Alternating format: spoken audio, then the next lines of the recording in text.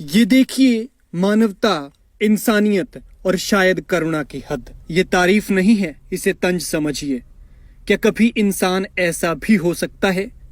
क्या कोई इतना क्रूर भी हो सकता है कि जो अपने हक की खा रहा हो, उससे उसका हक छीनकर उसे सजा के तौर पर इस तरह से बीच जंगल में बांध दिया जाए कि ना खाने को उसके पास चारा हो और ना पीने को पानी। पास में कुछ हो तो पेड़ को चाटने के सिवा कुछ नहीं। माना कि गलती है, लेकिन इतनी भी बड़ी नहीं है कि उसे मरने के लिए छोड़ दिया जाए। ये तस्वीरें जिला ऊना के उपमंडल अंब के गिंडपुर की हैं, जहां इन गौवंश को जंगल में बांध दिया गया था।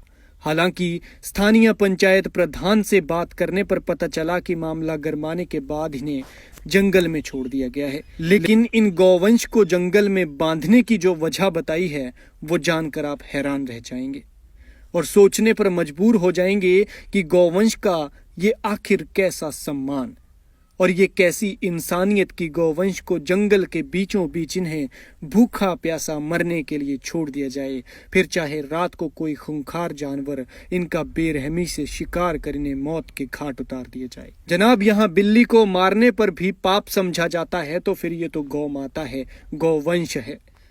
दरअसल इन दिनों गेहूं की फसल तैयार हो रही है। घासनियों में कोहरे के कारण घास जल रहा है।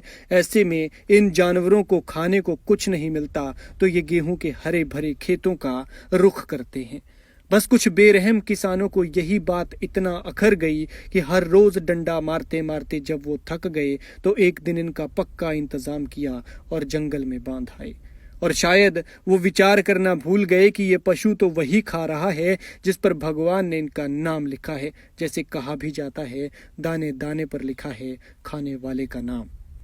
कुछ वक्त के बाद जब कुछ गौ प्रेमियों को इस बात का पता चला, तो मामला गरमाया। उन्होंने इसका विरोध जताया और तब जाकर इन्हें जंगल से छोड़ा गया। लेकिन गौवंश के नाम पर हमेशा से राजनीति होती आई है, तो अंदाजा लगाया जा सकता है कि गौ माता होने के साथ साथ ये पशु कितना मायने रखता होगा। लिहाजा अगर निश्चित रूप से कुछ ऐसा है, तो इस क्रूरता की जांच होनी चाहिए और दोषियों पर पशु क्रूरता निवारण अधिनियम के तहत कार्रवाई होनी चाहिए, क्योंकि हम गौ माता का सम्मान करते हैं, हम पशुओं का सम्मान करते हैं। और महात्मा गांधी भी कह गए हैं, अहिंसा परमो धर्म।